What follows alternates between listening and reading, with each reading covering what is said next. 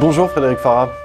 Bonjour Thibault Liorade. Vous êtes professeur de sciences économiques et sociales et chargé de cours à l'université Paris-Sorbonne Nouvelle et vous venez de publier un essai sur le traité transatlantique intitulé TAFTA, l'accord du plus fort aux éditions Max Millot que vous co-signez avec Thomas Porcher. Alors d'abord, qui c'est ce plus fort? Selon vous, ce ne sont pas forcément les États-Unis. Non, en effet, ce sont plutôt les multinationales. Les multinationales. Parce que ce traité consacre en réalité le pouvoir politique des multinationales de pouvoir inscrire dans le droit international public une série de règles qui leur sont favorables. Alors je m'explique, c'est-à-dire que ce traité qui est un traité particulier, qui va porter sur des normes qu'il s'agit de redéfinir, donc les multinationales seront en première loge pour les redéfinir. Ce traité aussi propose une protection des investisseurs à travers un mécanisme d'arbitrage qui pourrait leur être très favorable. Et enfin, une fois que le traité sera signé, va être maintenu un organisme de coopération réglementaire qui va continuer ce travail sur les normes où les multinationales pourront jouer un rôle essentiel.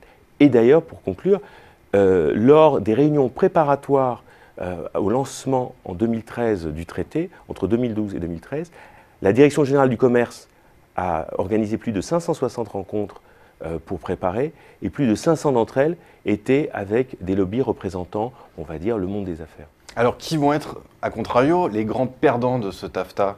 Alors, les grands perdants, on dirait que les consommateurs et les salariés, qui sont un peu les mêmes, n'auront pas le même poids auprès de la Commission de Bruxelles. Et si l'on suit par exemple une étude qui a été faite récemment par Jérôme Capaldo de la Tufts Université près de Boston, qui dans son étude pense, à rebours des études de la Commission européenne qui ont été commandées, qu'il y aurait environ 600 000 pertes d'emplois à l'horizon de 2025, donc les salariés seraient exposés. Alors là, on ne va pas rentrer dans les batailles de chiffres, mais effectivement, on a entendu également des chiffres contraires, 2 millions d'emplois créés.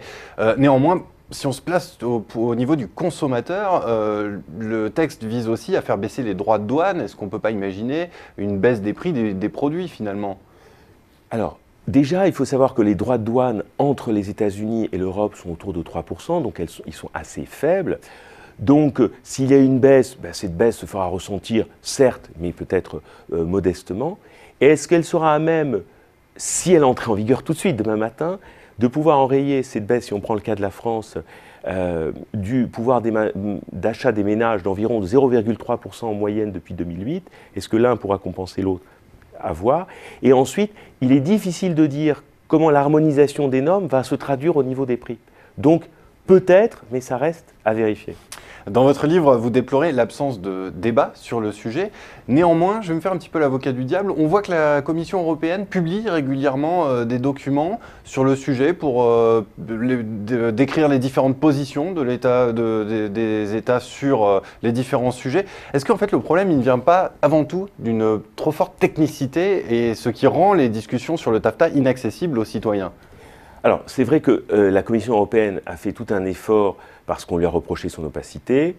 En même temps, la littérature qu'elle met sur son site est souvent difficile à lire et tout le monde n'est pas outillé économiquement et techniquement pour la comprendre. Et vous avez raison de dire que c'est un sujet extrêmement technique. Mais en même temps, on peut voir une véritable mobilisation dans la société civile où, bon, alors peut-être les altermondialistes, peut-être des associations de consommateurs, mais il y a eu vraiment un souci d'essayer de s'emparer d'un sujet qui est effectivement très difficile. Aujourd'hui, TAFTA est présent d'une certaine manière dans le débat, et ce, encore plus depuis les élections européennes dernières. Et puis à l'issue des négociations, il y aura aussi un vote au Parlement européen, c'est-à-dire par des élus, des représentants des citoyens européens. Alors, peut-on finalement vraiment parler de démocratie bafouée? Alors, il est vrai que le Parlement européen est attendu à la fin de ce processus, mais en même temps, il ne peut pas modifier le texte, il a un droit de veto, ce qui n'est pas rien. Ce Parlement, c'est vrai, on le décrit, il est souvent décrié parce que les élections européennes enregistrent des taux d'abstention très élevés, donc on s'interroge sur la légitimité. Mais là où la démocratie apparaît bafouée, c'est quand les citoyens européens se rassemblent parce que le traité de Lisbonne leur propose un droit d'initiative populaire et présentent devant le Parlement plus d'1 million de signatures pour surseoir à ce traité. Eh bien, la Commission se réfugie derrière, on va dire, des subtilités juridiques en disant ce n'est pas un acte légal, c'est un mandat qu'on a donné à la Commission, donc on ne peut pas faire jouer ce droit de pétition. Je pense que ce qui manque, c'est un véritable débat, mais l'Europe n'est pas encore un lieu, on peut le regretter, de l'espace public qui peut construire ce débat. Ça reste encore au niveau national. Mais toujours sur ce débat, les détracteurs mettent en avant, on pourrait dire, quelques épouvantails, le poulet au chlore et d'autres. Aujourd'hui, je vais vous citer le commissaire européen au commerce, Karel de Gucht, qui expliquait qu'il était hors de question qu'une telle chose se fasse et que l'UE conserverait le niveau de protection qu'elle jugerait approprié. Alors, qui faut-il croire? Alors souvent, le diable est dans les détails, parce que cette phrase, le niveau le plus approprié, il va falloir voir où se situe le curseur. Et puis en même temps, si l'Europe ne veut pas renoncer à son niveau de protection, elle estime que c'est non négociable, alors cela voudrait dire que les Américains vont reconnaître les normes européennes. Alors quel est l'objet de cette négociation? Et si on reconnaît les normes américaines à notre tour, il risque d'avoir une concurrence, et si certaines normes américaines sont plus basses, cela se fera ressentir sur les prix, et donc la mauvaise norme chassera la bonne, si je puis dire. Donc c'est à voir dans les faits, et ce genre de phrase, elle est rassurante, mais en même temps, c'est ambigu. Il y a un autre point extrêmement sensible dans le TAFTA, vous l'avez un petit peu évoqué tout à l'heure, c'est le mécanisme juridique qui permet aux multinationales d'attaquer les États qui auraient une régulation trop contraignante. C'est le fameux Investor State Dispute Settlement. L'Allemagne et la France ont déjà dit non. Alors là encore, n'est-ce pas un épouvantail agité par les détracteurs? Alors, pourquoi ça peut rester un épouvantail et pas qu'un épouvantail, une vraie peur?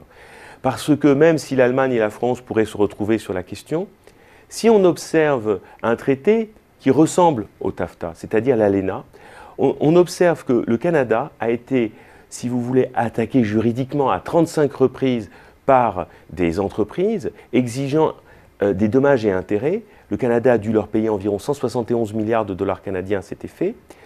Donc, il y a un véritable risque pour la souveraineté juridique d'une nation, et en même temps, le risque que représenterait ce tribunal, c'est qu'il exercerait une pression sur notre corpus législatif en disant qu'il leur faut un cadre réglementaire stable, et un cadre réglementaire stable, peut-être c'est un cadre qui ne serait pas trop normatif, trop réglementaire. Donc, sa mise en œuvre eh bien, contient ces risques que je viens d'énoncer. Pour conclure, Frédéric Farah, les différentes projections tablent sur un surplus de plus 0,1 jusqu'à plus 0,5 points de croissance par an en Europe. Alors, quelle que soit notre position, quel que soit ce que l'on pense du TAFTA, est-ce qu'on peut vraiment priver de cette bouffée d'air frais, ce petit surplus de croissance en cette période difficile? On peut ne pas s'en priver, mais en même temps, les défenseurs de ce traité reconnaissent que ce point ou ces suppléments de croissance se feraient ressentir sur un horizon de 10 ou 15 ans. Aujourd'hui, l'Europe fait face à 28 à plus de 25 millions de chômeurs, à une montée des inégalités. Il faut une réponse immédiate. Le TAFTA, quand bien même il apporterait cette réponse, serait bien tardive. Eh bien écoutez Frédéric Farah, merci pour ce décryptage. Je rappelle la sortie de votre livre TAFTA, l'accord du plus fort aux éditions Max Milo. Merci d'être venu sur Geographic. Merci à vous. Merci.